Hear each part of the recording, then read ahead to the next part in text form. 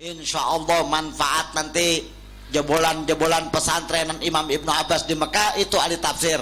Lalu kemudian ada lagi di Madinah. Di Madinah ada madrasah namanya Madrasah Ubay bin Ka'ab.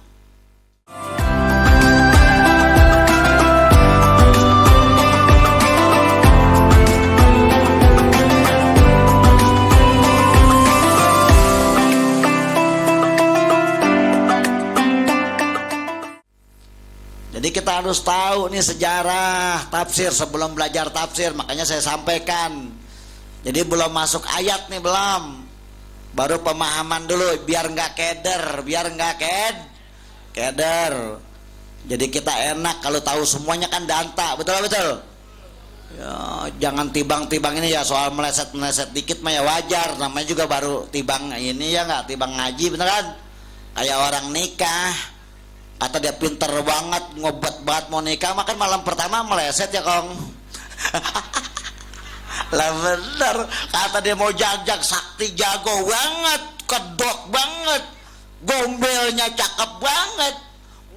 Begitu malam pertama manggecol, betul. Lah iya ditunjukin lu diem-diem tong, kagak tahu lu. Ya sama sama ngaji tafsir baru-baru ya biasa begitu dak, ngolet dikit lama amat sih ya, susah amat sih begitu ya, sama malah asem banget di mulut, nggak ngerokok kan gitu ya. Ya kalau ngaji tafsir jangan ngerokok, di musola jangan ngerokok, makanya yang punya musola punya masjid jangan nyiapin asbak, emang diskotik. Gua ngerokok dari umur 10 tahun, tanya emak bapak gua, bapak gua udah meninggal, emak gua masih ada, paman-paman gue banyak. Gue ngerokok dari umur 10 tahun sampai sekolah SD. Kalau nggak disiapin rokok gue nggak berangkat sekolah. Jangan ditiru tong. Jangan ditiru. Gitu. Tapi yang namanya di masjid, yang namanya di musola, walaupun kata tuh musola seperet, gue nggak berani ngerokok. Haram. Kenapa? Memuliakan tempat ibadah, memuliakan Allah Subhanahu wa ta'ala. Nggak boleh ngerokok pakai udang-udang, Habib gebleng. Ngerokok nggak boleh. Kalau lagi ngerokok lepas dulu pecing. Apa emang takut jelek? Ya orang jelek mah jelek aja lah. Gue mah cakep, begini gue cakep gua. Bener kan? Buktinya laku, bini gue banyak. Lu ganteng banget, bini lu atu. Apa Reli belum nikah ya najis gua. Kata ganteng banget, gak laku.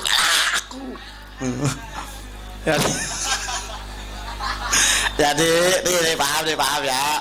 Jangan namanya di kita nih, tolong. Ini juga kebiasaan kita nih. Kebiasaan di kampung kita nih. Di masjid pada ngerokok. Ya Allah, asbak bertumpuk-tumpuk. Bukan Quran dirapi-rapiin, asbak dicuciin. Coba.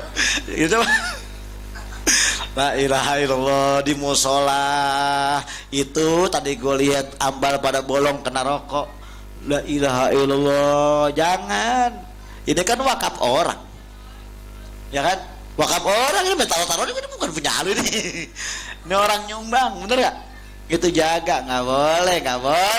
Walaupun kata kita kurang mantap ibadahnya, kurang rajin sholat malamnya, nggak pernah tamat ngaji Qurannya, tapi kalau akhlak kita jaga, insya Allah manfaat. Sebab orang alim tanpa ilmu dia bisa jadi mulia, iya benar, tapi iblis saingannya lebih mulia.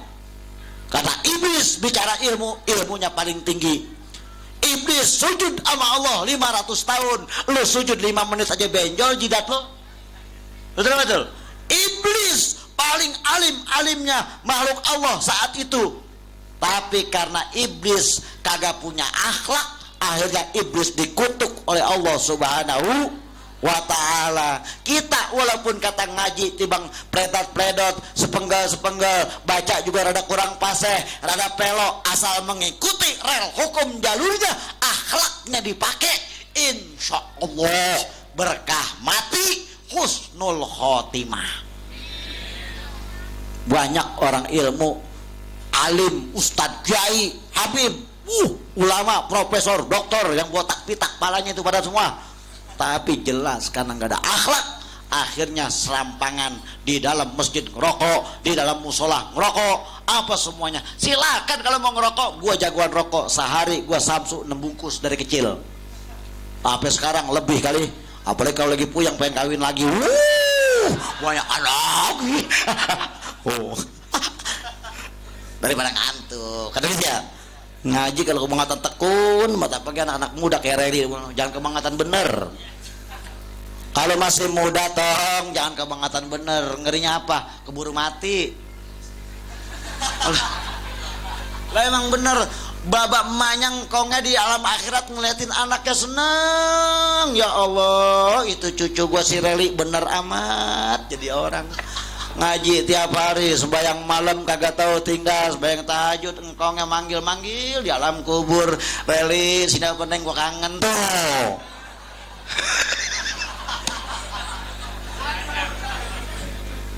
Apa?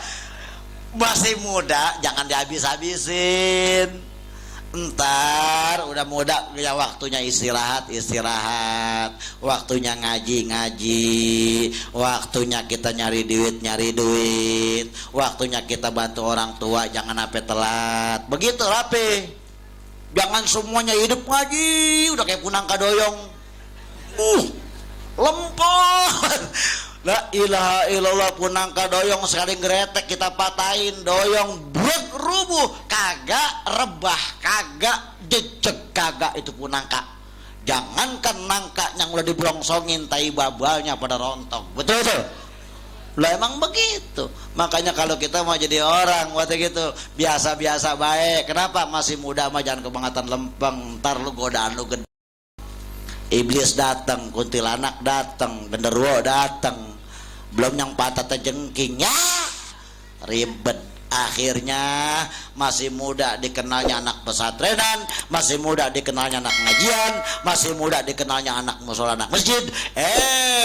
Begitu masuk 40 tahun, buntingin orang mulu. Banyak. Auzubillah min zalik. Bener ya? Jangan biasa-biasa baik. Waktunya ngaji-ngaji, waktunya sholat-sholat, waktunya nyari duit, kudu tahu waktu. Insya Allah mantep. Nanti bercanda silakan, masih muda jangan dihabis-habisin dengan pakai tekun kayak anak muda begini. Kesian sekolah sampai sore, nggak tega saya protes itu.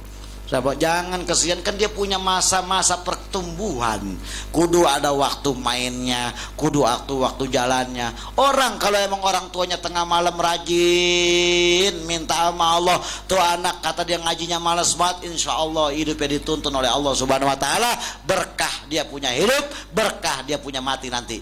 Tapi kalau walaupun dia didedot terus dari pagi sampai pagi, dia sekolah nggak habis-habis, tapi kalau orang tuanya cuek, nggak pernah lagi merhatiin, nggak pernah doain, itu anak habis frustasi nanti lama-lama.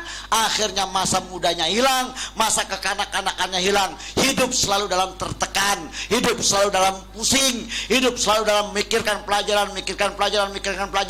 Akhirnya lama-lama degleng itu bocah, boro-boro nyenengin orang tua, yang ada orang tua beliin obat mau rumah sakit grogol, gitu kan?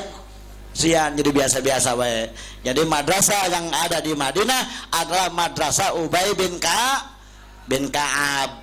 Keluaran madrasah Ubay bin Ka'ab ini ada ahli tafsir namanya Zaid bin Aslam. Ada Imam Zaid bin Aslam nih keluaran madrasah Ubay bin Ka'ab. Yang kedua ada lagi Imam Abul Aliyah.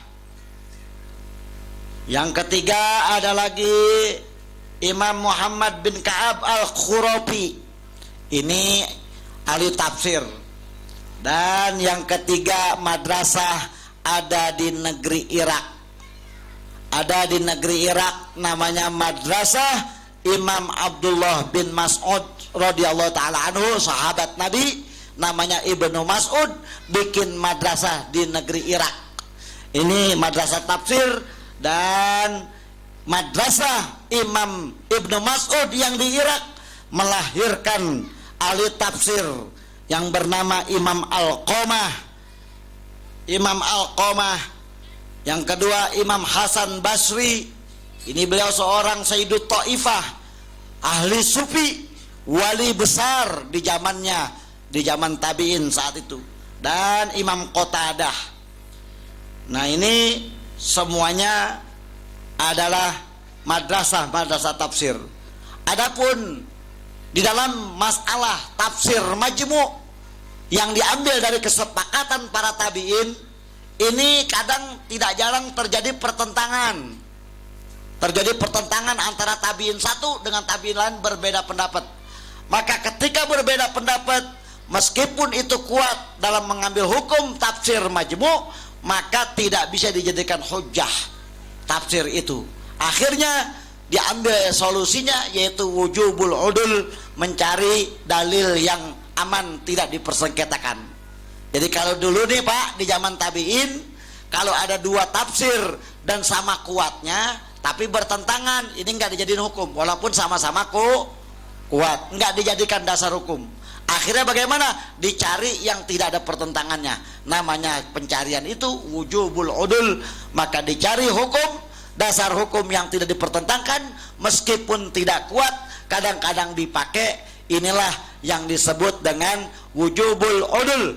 Nah, itu terjadi seperti itu. Lalu kemudian sejarah tafsir yang pertama kali ditulis menjadi buku atau fakultas ilmu, bentuk metode sebuah ilmu tafsir, ini terjadi di zaman Muawiyah dan zaman Abbasiyah. Di zaman Nabi Muhammad tidak ada ilmu tafsir, tidak ada kitab tafsir, tidak ada. Di zaman sahabat tidak ada kitab tafsir, ya. Di zaman sahabat tidak ada kitab tafsir. Pada saat itu masuk dalam sub catatan sahabat tentang hadis, ya. Tentang hadis sudah ada pembukuannya, tapi tidak dimasukkan dalam satu fak ilmu, tapi menjadi bagian saja daripada pencatatan Lalu kemudian direnovasi semua menjadi satu bidang ilmu tafsir itu di saat zaman Muawiyah dan zaman Abbasiyah. Ini tabi'in sudah.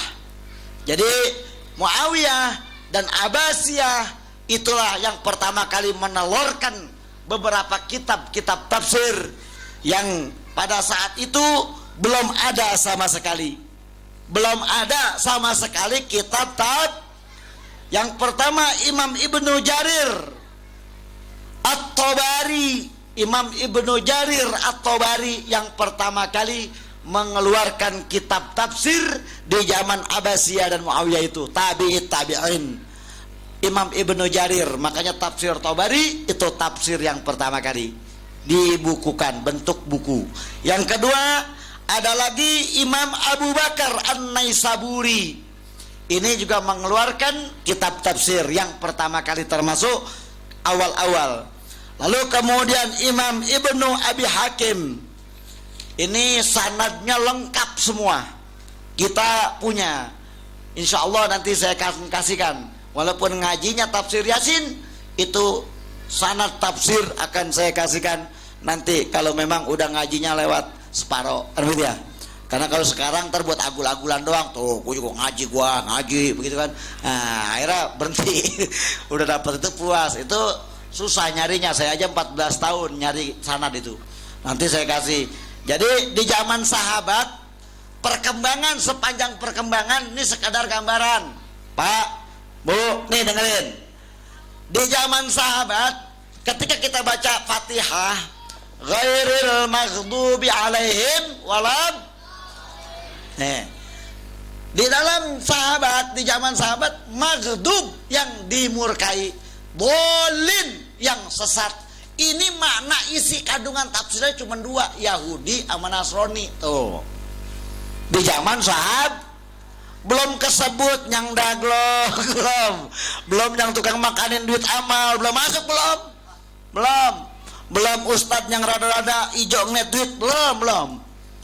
Yang baru masuk di zaman sahabat penafsiran ghairil maghdubi alaihim waladhdallin, hanya yaitu Yahudi, dan karena emang yang paling dimurkai dan yang paling menyimpang daripada Islam adalah orang Yahudi dan orang Nasrani.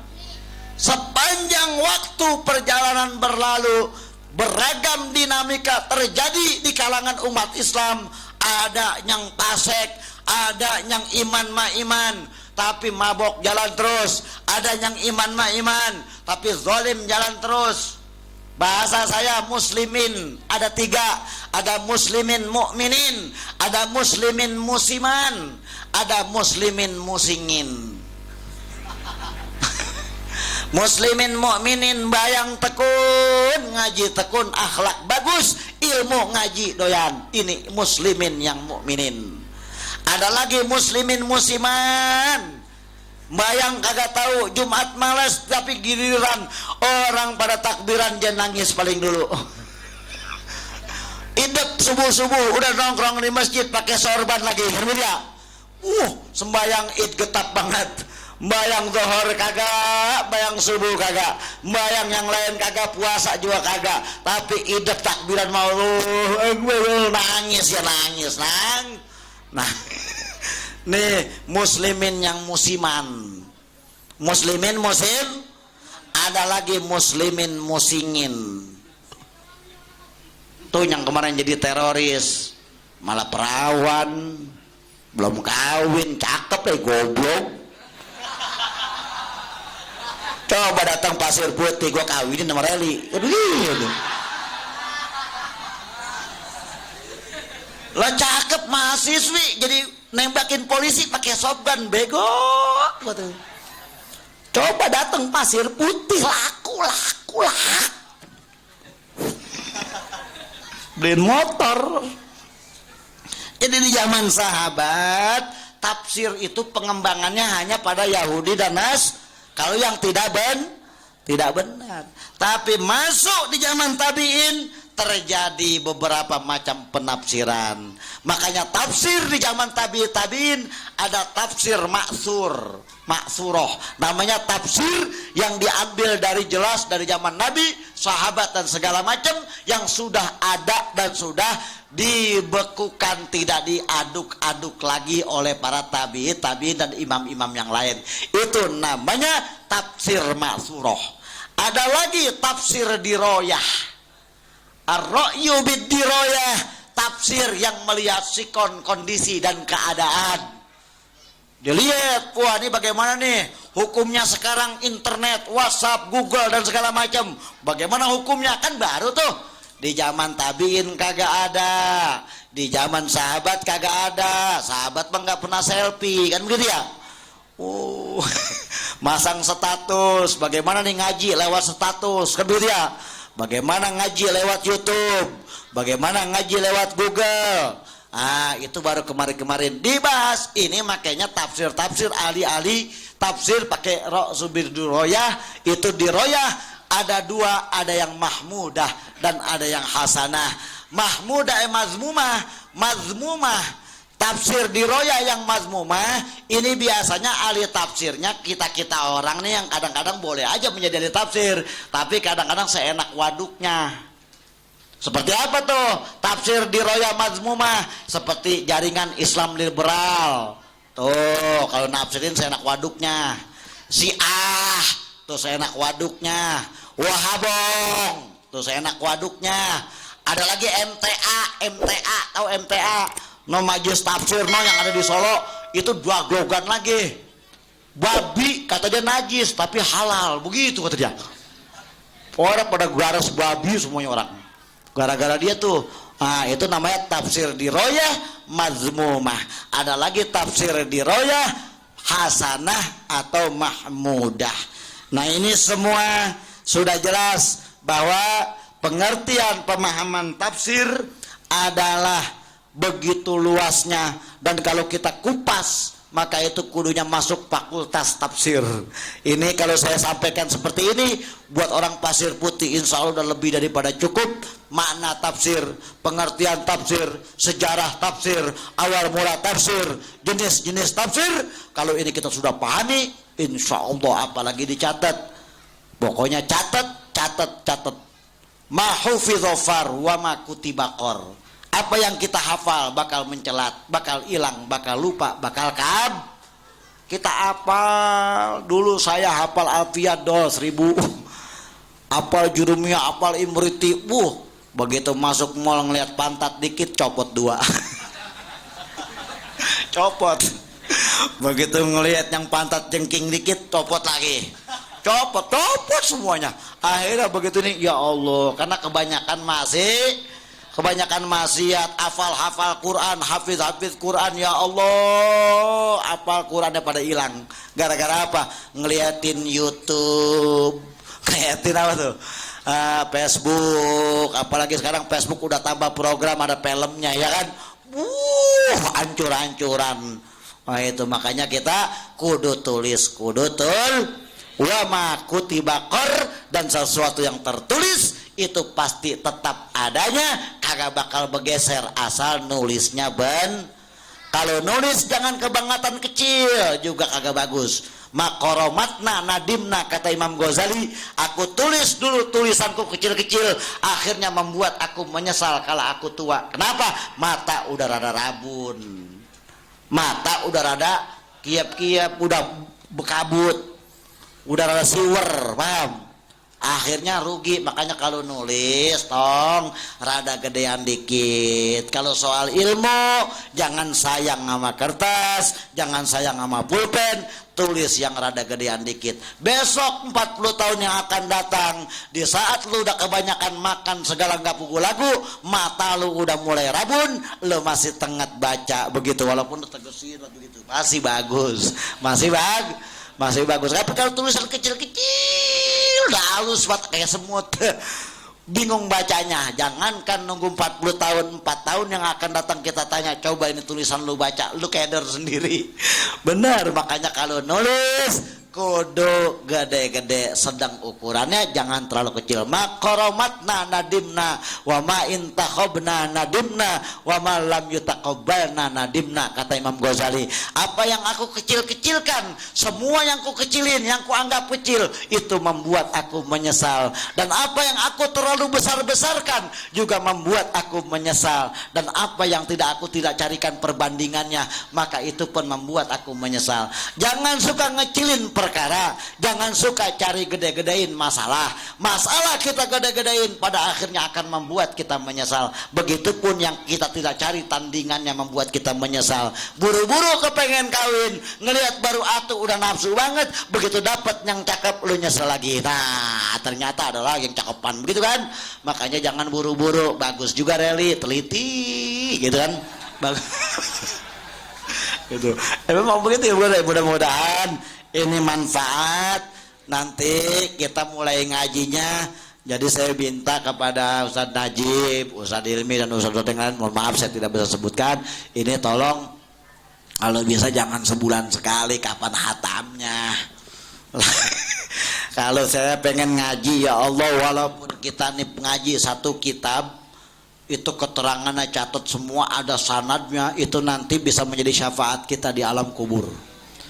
Jadi jangan ngaji hanya, silakan, saya mah nggak menafikan, cuman kalau di musola jangan ngerokok, di masjid jangan ngerokok. Kalau ngaji tafsir, ngaji hadis jangan ngerokok, nanti udah selesai baru kan gitu. Nah terus yang kedua, kalau bisa waktunya ditambah, jangan di mal 1 bulan sekali, udah gitu waktunya kan kadang-kadang cuma 1 jam. Kalau gua lamaan dikit, ini pada pulang atau buron kan gitu ya, atau pada buron ya. Kalau bisa diatur, dimusyawarahkan lagi, biar apa? Biar tenget, biar paham. Karena nanti keterangan Yasin saja baru baca Yasin, ini segini aja udah panjang banget nih. Wal Qur'anil Hakim, dari wal Qur'an, wawunya apa, Al Qur'an itu apa, Al Hakim itu apa, panjang. Itu bisa 3 kali pertemuan. Inna kalaminal mursalin, ini lama lagi udah. Jadi 83 ayat. Kalau 1 ayat 3 kali pertemuan, masya Allah, keburu punya cucu baru hatam. Kesian Reli. Karena Reli kemarin ngomong begitu sama saya, gue mah kalau belum tafsir Yasin tamat gue belum nikah, begitu. Gue bilang 9 tahun Paul. Jadi nih ngaji ini kecil, kitabnya mah kecil, tapi keterangannya panjang. Karena saya nanti juga akan mengambil dari beberapa kitab aslinya. Kalau ini kan rangkumannya, nanti kitab aslinya lebih detail kita kaji, kita matangkan betul, nanti paham. Oh, ternyata kenapa sih orang bilang Yasin sallallahu alaihi wasallam, Yasin kan kalau orang dulu gitu ya Pak Ji ya. Ada lagi salam qaulam mir rabbir rahim, diulang-ulang. Salam qaulam mir, ada kan begitu? Ada. Ada lagi orang baca waja'alna min baini aidihim, katanya buat nangkal maling apa begitu ya. Wah, banyak faedahnya, banyak. Nanti kita jabarkan semua, baik dalam versi hukum dan sejarahnya sekaligus versi ilmu perdukunannya. Nah, kan lu kan mau kagak mau, walaupun kata bagaimana sekarang dukun banyak dukun geblek. Walaupun kita anak pengajian, tapi orang kesembur mah apa orang-orang lagi kesurupan bisa kita sembur, kudu bisa. Orang pasir putih kudu bisa, anak pengajian timbang ngurusin orang kesurupan kagak becus, bego. Betul, kudu bisa. Jangan menafikan ilmu batin. Kudu, karena ilmu batin itu dia akan menjadi orang yang pekerja ikhlas. Dengan ilmu otak dia akan menjadi pekerja yang cerdas. Dengan ilmu yang karya dia akan menjadi pekerja keras. Olahraga menjadi pekerja keras, olah otak dia akan menjadi pekerja yang cerdas, dia olah batin dia akan menjadi pekerja yang ikhlas. Kalau ini beres, insya Allah rapi semuanya rapi. Mudah-mudahan ini manfaat, karena ini pembukaan sekedar pemahaman sekilas tentang tafsir, bahwa manfaat tafsir begitu dianjurkan. Ngaji tafsir adalah hukumnya wajib, itu memahami Al-Quran. Kudu kita paham, karena Al-Quran adalah imam kita. Al-Quran adalah panduan hidup kita. Sebagai muslim kita kudu memuliakan Al-Quran. Memuliakan tanpa mengerti saja sudah dapat pahala. Bagaimana kalau kita baca rutin dan kita paham, sekaligus kita mengerti betul berikut sanadnya, insya Allah tambah membawa keberkahan buat kita, buat anak kita, buat keluarga besar kita, buat kampung kita, dan buat negara kita. Dan kita doakan semuanya kita ini sehat afiat menjelang Ramadan. Mudah-mudahan semua kita bisa menjalankan ibadah puasa dengan baik, dengan sehat afiat. Pendaringan kita udah penuh semua, barokah. Yang punya utang lunas sebelum Ramadan, dan mudah-mudahan kita semua panjang umur, dan sekali lagi dalam pun kita mati dalam keadaan husnul khotimah. Al-Fatihah.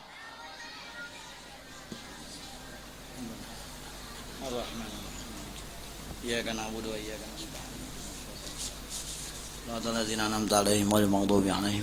Amin. Kurang lebihnya saya mohon maaf. Mudah-mudahan bermanfaat. Wallahul muwaffiq ila aqwamit thoriq. Wassalamualaikum warahmatullahi wabarakatuh.